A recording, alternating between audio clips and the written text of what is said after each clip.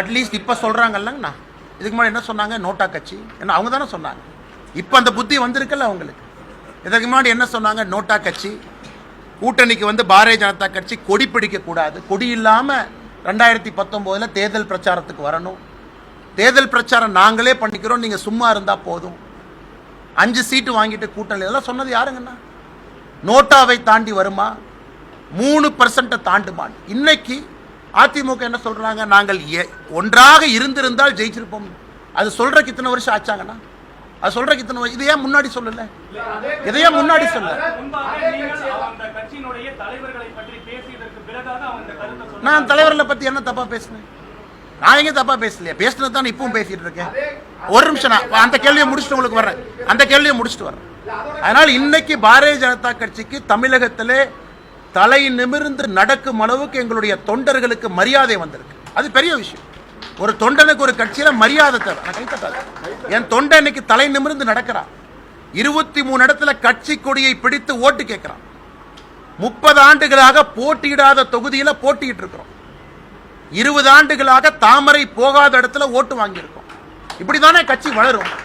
இதே ஒரிசால நீங்க நவீன் பட்நாயக் கூட கூட்டணி வைங்கன்னு 10 ஆண்டுகளுக்கு முன்பு சொல்லி இருந்தால் இன்னைக்கு பாரதிய ஜனதா கட்சி ஆட்சிக்கு வந்திருக்குமா? 1% கட்சின்னு சொன்னீங்க ஒரிசால. 2004 0 கட்சி, நீங்க ஒரு சீட் 2009, 14 3, 19 8. இன்னைக்கு எங்க இருக்குங்க? ஆட்சியில் இருக்கு. ஒரு கட்சி படிப்படியாகத்தான் வளர முடியும். எனக்கு கொடுத்திருக்கக்கூடிய வேலை இந்த கட்சியை வளர்ப்பதுதான் என் வேலை. இன்னொருத்தரோடு அனுசரையாக இருப்பது என் வேலை கிடையாது. எனக்கு மோடி அவர்களாக இருக்கட்டும், தேசிய தலைவர்களாக இருக்கட்டும், எனக்கு சொல்லிக் கொடுக்கிறது இந்த மைதானத்தில் இப்படித்தான் விளையாடணும்னு சொல்லி அனுப்பியிருக்காங்க. அந்த மைதானத்தில் கட்சி இப்படித்தான் விளையாடும். ஒருவேளை அனுசரணையாக வேண்டும் என்று இந்த கட்சி நினைச்சா இன்னொரு தலைவரை போட்டு அனுசரணையா போய்க்குவாங்க. ஆனா அண்ணாமலையை பொறுத்தவரை இந்த அரசியலை செய்ய வேண்டும் சொல்லியிருக்காங்க. அப்படித்தான் செஞ்சுக்கிட்டு இருக்கும். அதுக்கு மக்கள் தீர்ப்பு கொடுத்திருக்காங்க. வெற்றி பார்க்கிறோம், தோல்வியும் பார்க்கிறோம்.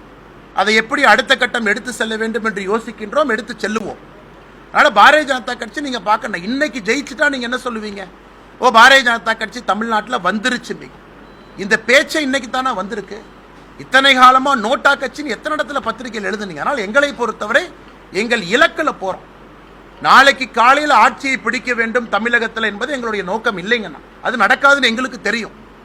இன்னும் உழைப்பு கொடுக்கணும், இன்னும் ரொம்ப தூரம் போகணும். இந்த நாவடக்கம், அதே நாவடக்கத்தோடு அவங்க பேசியிருக்கலாமே. அதே நாவடக்கத்தோடு அவங்க பாரதிய ஜனதா கட்சியினுடைய தலைவர்களை தொண்டர்களை மதிச்சிருக்கலாமே.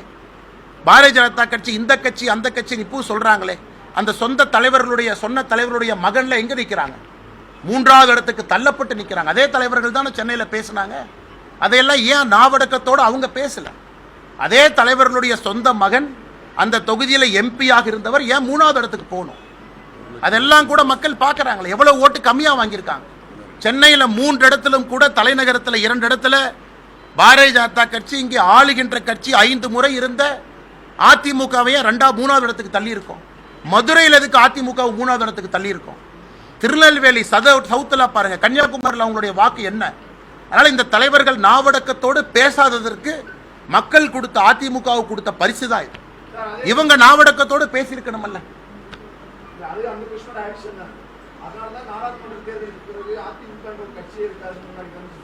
அண்ணே, ஒரு கட்சி எப்ப இருக்கும்?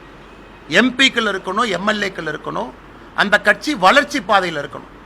2014 பாராளுமன்ற தேர்தலில் அதிமுகவுடைய வாக்கு சதவீதம் எவ்வளவு பாருங்க? 42%.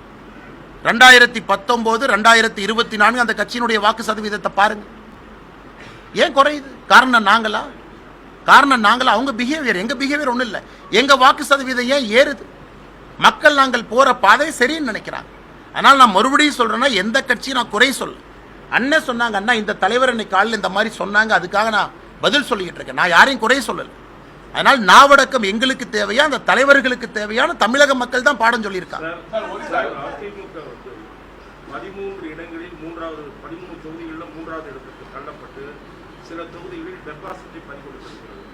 இது நீங்கள் முன்னெடுத்து வந்த அரசியலில் இருதுருவ அரசியல் தமிழகத்தில் முடிவு பெறுவதற்கான ஒரு துவக்க புள்ளியாக பார்க்கலாம். நான் 2026 எனக்கு ஹானஸ்டாக கேட்டீங்கன்னாங்கன்னா தமிழக அரசியலில் முதலாக ஒரு கூட்டணி ஆட்சி மலரும். தமிழக அரசியலில் முதலாக ஒரு கட்சி ஆட்சி அமைக்க முடியும் என்பதை தமிழக மக்கள் நிராகரிப்பார்கள். இன்னைக்கு தேர்தலில் ரிசல்ட் ஒரு மாதிரி வந்திருந்தாலும் கூட ஒரு 2 பக்கம் ஓட்டு பிரிஞ்சது, ஒருத்தர் வந்துட்டாங்க அப்படின்னு சில பேர் சொல்லலாம். ஆனால் நான் 2026 முதலாக கூட்டணி ஆட்சி நடக்கும் என்பது என்னுடைய கணிப்புங்க, நான் தனிப்பட்ட முறையில். ஏன்னா 2 துருவத்திலிருந்து 3 துருவமாக மாறி இருக்கு. அதுவும் 3வது துருவம் அரசியலே நிலைத்து நிற்கும் என்கின்ற நம்பிக்கை மக்களுக்கு வந்திருக்கு. முதல்ல அது நடக்கணும். அது 2026 நடக்கும். எந்த கட்சியுமே நாங்கள் தனியாக ஆட்சியை பிடித்து விடுவோம் நினைச்சா, உதாரணத்துக்கு திமுக 2019 திமுக வாங்கின ஓட்டுக்கும் 2024 திமுக வாங்கின ஓட்டுக்கும் திமுக கொண்டாடுறாங்க. தலைவர்கள் சொல்றாங்க, ஓ இந்தி கூட்டணி ஆட்சி அமைக்கணும். 2019 திமுகவினுடைய வாக்கு 33.52%. அதே திமுக இன்னைக்கு 5 ஆண்டுகள் கழித்து 26% வந்திருக்காங்க. கிட்டத்தட்ட திமுகவை பொறுத்தவரை 6% திராவிட முன்னேற்ற கழகம் தன்னுடைய வாக்கை இழந்திருக்கிறாங்க. அது என்ன மெசேஜுங்கண்ணா? அப்படின்னா 5 வருடத்தில் திராவிட முன்னேற்ற கழகம் 6% இழந்திருக்கு பாராளுமன்ற தேர்தல். ஆனால் பாரதிய ஜனதா கட்சி 2019 அகில இந்திய அளவில் 38%, இன்னைக்கு 36%, 1% நாங்கள் இழந்திருக்கோம். ஒத்துக்கிறோம், நாங்கள் இழந்திருக்கோம். எதற்காக இழந்தோம் என்பதை பரிசீலனை பண்றோம். மக்கள் கொடுக்கிற தீர்ப்பை நாங்கள் ஏற்றுக்கிறோம். ஆனால் 6% வாக்குகளை இழந்திருக்கக்கூடிய திமுக இந்திய அளவில் ஜெயிச்ச மாதிரி பேசுறது என்ன நியாயங்கண்ணா?